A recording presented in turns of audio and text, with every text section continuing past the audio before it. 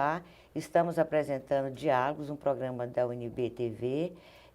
Meu nome é Maria Lúcia Leal, sou professora do Departamento de Serviço Social e dirijo o Centro de Estudos Avançados Multidisciplinares. Hoje, conosco, estamos recebendo o GOG, que representa o movimento hip hop no Distrito Federal, ou seja, participa, né, do movimento hip hop com outros companheiros e companheiras. E nós estamos aqui para te ouvir e saber como é que surgiu esse movimento e a importância dele no processo de democratização, não é, da cultura das cidades, das periferias. Olá, professora, tudo bem? É uma satisfação estar aqui no programa Diálogos, né, UNB TV. A gente sabe que esse espaço é um espaço muito rico, muito precioso, exatamente porque dá essa oportunidade da palavra simples, diálogo, né, interação, contar essa cidade. Então, o movimento hip hop aqui no DF, na região metropolitana de Brasília, ele surge por volta do início dos anos 80, 81, 82, né? E ele vem na sequência de outros movimentos, né? Do soul, do funk. Então, não foi algo que nasceu sozinho, né? Então, percebendo, né, da ótica de África, então é diáspora africana, é uma caminhada. Então, ele chega ao Brasil de uma forma televisiva, né? Então, através dos programas de TV, a gente conseguiu perceber que estava acontecendo alguma coisa no planeta. Ele vem, o interessante é que ele nasce no centro da cidade, então quer dizer, a primeira geração do hip hop, aquela primeira febre, então todo mundo dançando, o plano piloto dançando, É urbano, norte, é um movimento urbano. É um movimento urbano. E o que acontece? Só que com o tempo, né, passou a moda, né? Então, e nós, a periferia, né? A periferia, ela se identificou, não era apenas uma moda para nós, a gente falou, olha, isso aqui tem a ver com a gente demais. Através disso aqui nós podemos nos aparelhar, né, no sentido de passar para frente as coisas que só a gente sabe daqui. A música tem essa cena, né? Então o hip hop ele começa, hip hop significa literalmente mexer o quadril. Então ele começa através do entretenimento, do dançar, né? Surge ali na Jamaica, através do toast e de outras expressões, ele vem com os latinos, né, para os Estados Unidos. Em 1971 tem um ajuntamento, né, então, desses quatro elementos. Um movimento mundial. É um movimento mundial. Das periferias urbanas.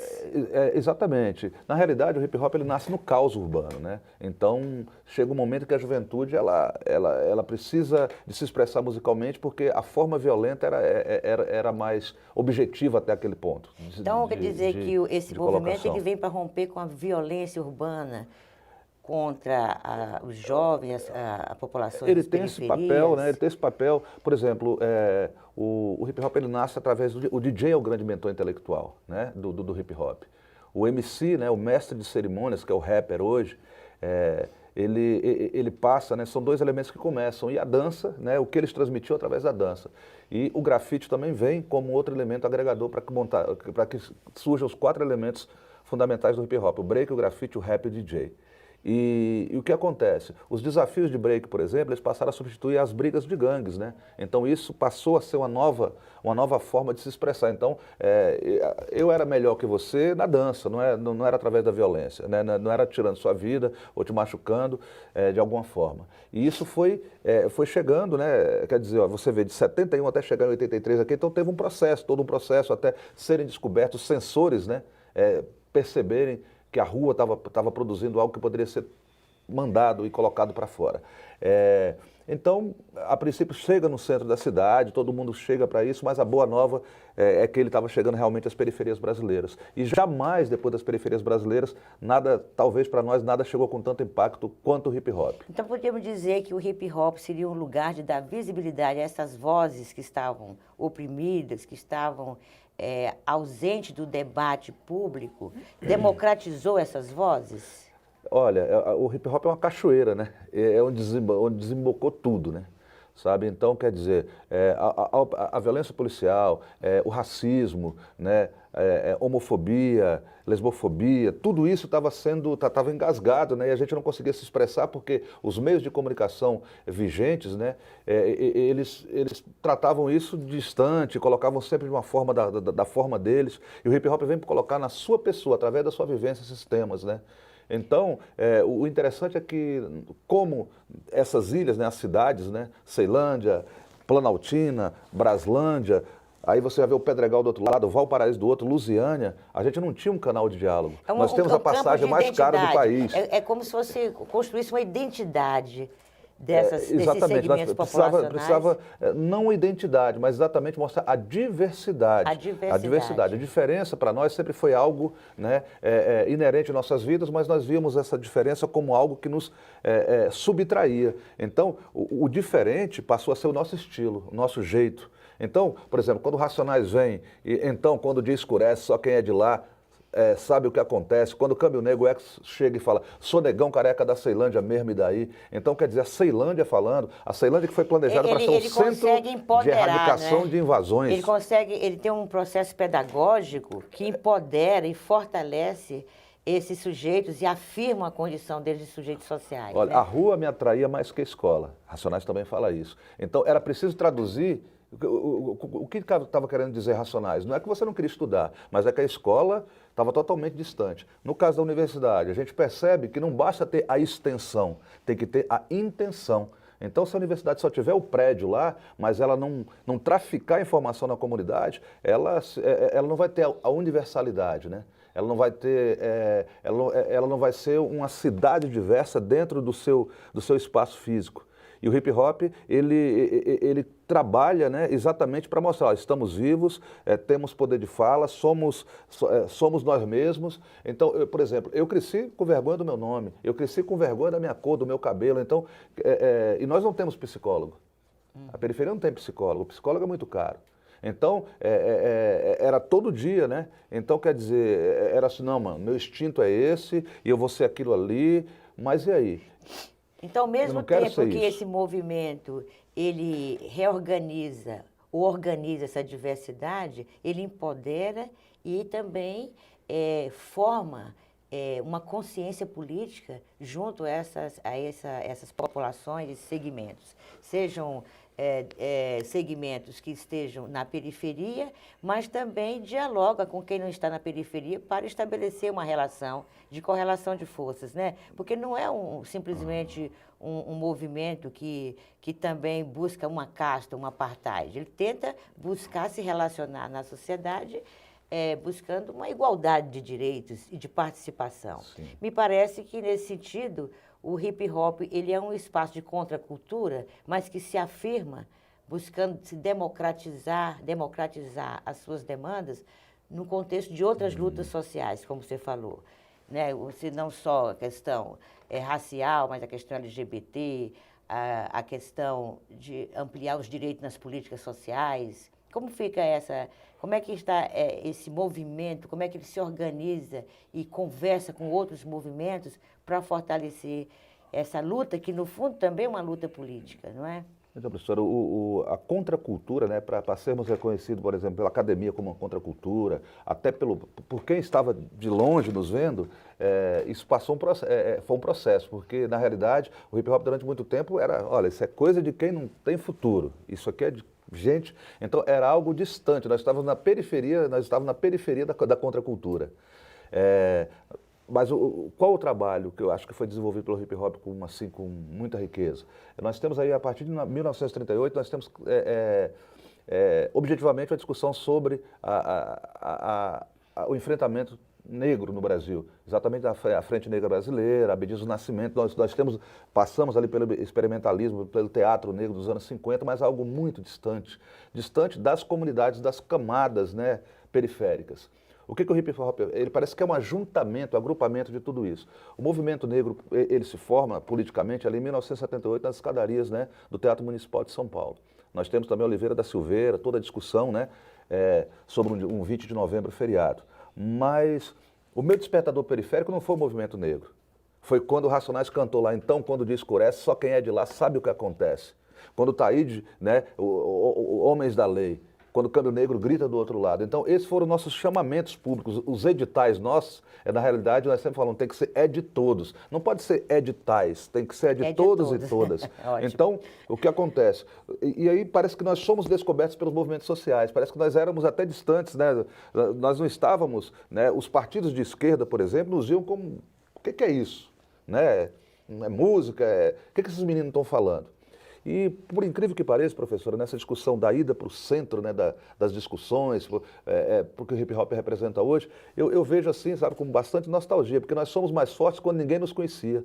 Racionais chegou a vender 1 milhão de cópias, eu vendi mais de 100 mil cópias, Caminho Negro mais de 100 mil, DJ Jamaica mais de 100 mil cópias, num tempo que ninguém nos conhecia. Os sensores, né, do mercado não conseguiam nos perceber exatamente por esse preconceito que existe, né? O maestro Júlio Medaglia, ele dava entrevistas até recentemente falando, o rap é um lixo musical, isso não é música.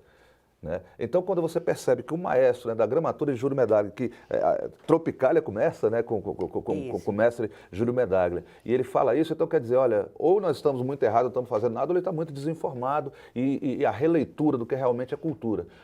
Porque contra a cultura, para a cultura é um passo. Porque, na realidade, para nós, cultura era algo inadmissível, no sentido que cultura era o livro mais alto da estante, e a gente tinha que fazer pezinho para pegar esse livro. E, na verdade, então, as pessoas cultas, né, estavam distante da nossa realidade. É um posicionamento do pensamento dominante em relação ao que é cultura e o que não é cultura. Na verdade, a resistência que o hip hop desenvolveu significa que ele conseguiu romper com a cultura dominante que estigmatizava e potencializava práticas violentas, inclusive contra a população negra, a população LGBT e tantas outras, não é, que tenta e tem lutado para se afirmar como sujeito de direitos.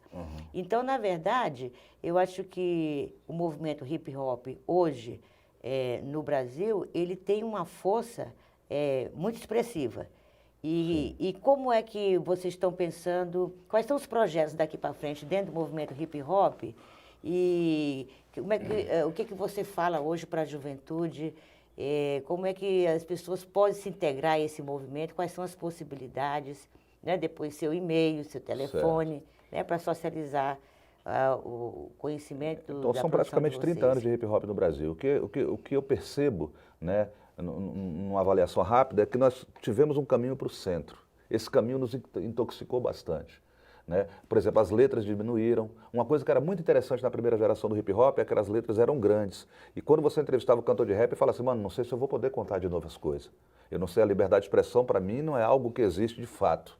Né? Então eu vou escrever quilometricamente porque eu vou contar logo tudo, vou fazer meu relato. E isso... Aí as gravadoras começam a nos perceber, os grandes programas de televisão. Aí, por exemplo, eu disse 6 nãos à Rede Globo. E as pessoas falam, pô, Goga, mas na mesma hora que você é um cara muito inteligente, mas você não vai no maior meio de comunicação para amplificar mais ainda o seu trabalho. Eu costumo dizer para eles, o que vai decidir o jogo no Brasil, no país da bola, é a bola do zóio. Não adianta estar na bola da Globo, tem que estar na bola do zóio, nas quebradas, nas comunidades, fazendo trabalho de base. Que foi, essa discussão do hip hop, ela também acontece com a esquerda brasileira. A esquerda brasileira, muitas vezes, ela parece que ela sofre de Alzheimer, né, professora? Ela esquece quem ela foi. Caramba, quem eu fui? E o debate fica todo, né, por exemplo, primeiramente, para mim, não é fora tal. Para mim, primeiramente, para nós as coisas, entendeu? Para nós, nunca morreu tanto jovem no Brasil, jovem negro, né? Então, a metralhadora do Estado, ela tem um endereço certo, ela tem um retrato falado, né? Não é simplesmente um extermínio, é um genocídio, tem uma cara, né? Tem todo um formato isso. Os autos de resistência no Brasil, por exemplo, só a cidade do Rio de Janeiro, nos últimos 10 anos, foram mais de 10 mil autos de resistência. E quando o auto diminui, o desaparecimento forçado se faz presente. Né? Então as pessoas estão sumindo. Não, e as a cadeia está ficando cada vez mais branca porque a polícia está matando na rua. E os adolescentes negros estão sendo assassinados. E esse caminho para o centro do hip hop, né? O produtor, o dono da rádio, o dono da TV, ele fala, pô, mas não vamos tocar nesse tema. Não vamos falar desse tema, Gog. Gog, falar de negro, falar de violência policial, pô, vamos falar de festa. Né? Então, quer dizer, não dá para comemorar ainda, sabe? E é exatamente isso. Entre a esquerda e a direita, infelizmente, né, para nós a gente tem que dizer e afirmar, nós seguimos negros e negras. E quando o CEAM, nosso Centro de Estudos Avançados, multidisciplinares, conversa, por exemplo, com os movimentos sociais, conversando com uma pessoa como você, que tem uma experiência dessa natureza, vem mostrar que a universidade precisa de um estudo avançado, mas avançado quando ele começa a dialogar com a sociedade civil e com o cidadão. Trazer esses saberes, trazer o conhecimento dos movimentos para dentro da universidade, para a gente repensar essa ciência elitista. essa ciência que não consegue democratizar seu conhecimento para fortalecer a democracia e a diversidade de conhecimento. Eu achei muito interessante o que você falou. Editais não, é de todos, é de todos e é diverso, né? É de todos. É um chamamento público, então não pode ser só para alguns. Porque a sociedade é diversa, ela é vocalizada por diferentes demandas e necessidades, e a universidade precisa ser multidisciplinar. Ela precisa ser interdisciplinar e transversal, trazer os temas de realidade aqui para dentro. O movimento hip hop e outros que vem sendo destacado pela sociedade, precisa estar dialogando aqui dentro. Então, esse programa da TV Universitária é muito importante para dar visibilidade a essa relação entre a universidade e a sociedade, dialogando com questões que são de profunda importância para formar uma nova consciência de qualidade acadêmica e, sobretudo, política dentro da universidade. Veja, nos tempos atuais, a situação que estamos vivendo no país. Pois é, professor, exatamente. Né? A perda de direito, a PEC 241, o Partido Sem Escola, que vem destruindo, né, conteúdos como raciais, questões tão importantes que foram vocalizadas pela sociedade. Como é que vocês veem isso, essa situação atual no Brasil? Então, quando eu falo primeiramente, né, é exatamente assim, focando que para nós sempre foi, sempre foram os últimos. Então, colocar uma coisa como primeiro, não, primeiro nós que sempre fomos ali, né, ficamos distantes de todas as discussões. Então, quer dizer, o princípio da vida é a primeira parte para nós. O alimento é muito importante. Então, depois, né, as discussões políticas nos colocam em algumas discussões que, poxa, peraí, até que ponto que isso aqui é a prioridade para mim? Até que ponto que isso aqui é o que eu tenho que colocar como primeiro plano da minha fala? E nós percebemos assim, que o Estado é racista, nós percebemos que essa crise, né, na realidade, o que é uma crise, professora? Crise é algo cíclico, né? Por exemplo, uma crise renal, uma crise conjugal, mas quando você fala numa coisa que já estava praticamente programada, aí já é um colapso. Então, eu vejo que o sistema capitalista, ele trabalhou de uma forma que ele já sabia, sabe? É um crime hediondo e premeditado. O que está acontecendo. Então, quer dizer, quando você congela, né, todo o recurso de educação por 20 anos, é um crime hediondo. Tem que pagar por isso. Mas E para finalizar, assim, o que você traz assim, de esperança, de proposta desse movimento de vocês aqui no Distrito Federal e em nível nacional, que nos leva a pensar que a sociedade está alerta contra todas essas formas. Professora, por que eu disse 6 nãos à Rede Globo? Eu falei 6 não para a Rede Globo, porque a Rede Globo é contra tudo aquilo que pode avançar a estratégia de ocupação preta dos espaços e territórios. Ele diz que no Brasil não tem racismo, que o problema do preto é que o preto não quer ter oportunidade, não quer trabalhar. Então eu tive que dizer isso, não. Mas na mesma hora, onde é que está a saída? Onde é que está a caminhada? Bolinha do zóio. É na quebrada, na comunidade, trocando ideia, fazendo trabalho de base, chegando para os moleques e falando, olha, é o seguinte, as rugas nascem. Né? O corpo cansa um dia, mas a mente tem que estar ativa. Né? O processo artístico ele já te coloca de outra forma. Né? Você sempre um super-homem, uma certeza. Não, nós erra, mas nós temos que ter a caminhada que é o seguinte, mano. Para nós, sabe qual é a nossa grande sabedoria? Sempre ter um cafezinho quentinho e aguinha gelada. Então a simplicidade é a base de tudo. A simplicidade, a sabedoria, isso é África, né? O apanhado de toda a experiência para trazer para os moleques. Como é que você vê esse momento de relacionamento com a universidade? Eu acho que a UNB tem que visitar mais a gente do que a gente visita ela. Eu acho que a gente tem mais a ensinar para a UNB do que a UNB ensinar para a gente. Você está convidada a participar do CEAN, nós temos vários núcleos racial, núcleo da mulher, núcleo da infância. Vamos lá, vamos fazer um trabalho juntos, professora. Estamos de braços abertos. Canta aí um pouquinho, um trechinho para nós. Vou cantar algo inédito. Vai lá. Dia D, que é uma produção do meu novo disco. Eu canto com Hamilton de Holanda produziu. E Adi Ribeiro, né, quem canta, eu fui o letrista e algumas partes também eu dou uma palavra. E é interessante porque as pessoas conhecem muito Brasil com P, que é tema do PAS, né? Então o programa de avaliação seriado ONB, eu tenho a satisfação de visitar várias escolas, todo ano as escolas me procuram muito e a gente discutir, tem inclusive na Ceilândia, no 102 agora, tem peça, tem tudo, com as músicas, né, do PAS, isso é muito interessante. E aí, cante aí então. Dizendonga descobriu. Dialetos, duetos, dons descobertos, despertando o dom de compor. Dalai decreta diante da dificuldade. Devemos demonstrar desapego, dignidade, discutir diferenças, dogmas, dialogar. Difícil demais, Desamor deseja desabrochar. Docente da escola decente dá ditado diariamente. Dentista dedica dia de descanso, diminuindo dor dos doentes. Dona Dedé dá duro, danado dever. Dívida, devoto descumprida, DFDP. Demagogia da democracia depois, dizem defender direitos e deveres dos dois, dia D. Dia D, dia de Dandara, dama destemida, deusa divina, Deus dará, DJs, discotecando, descarregando declarações. Ponta a ponta D, professora. Muito bem. Um abraço. Obrigada por estar professora. participando aqui desse programa. Foi muito útil o nosso diálogo. Eu que E agradeço. nesse momento nós estamos encerrando o programa Diálogos da TV UNB. E meu nome é Maria Lúcia Leal, eu sou diretora do Centro de Estudos Avançados Multidisciplinares.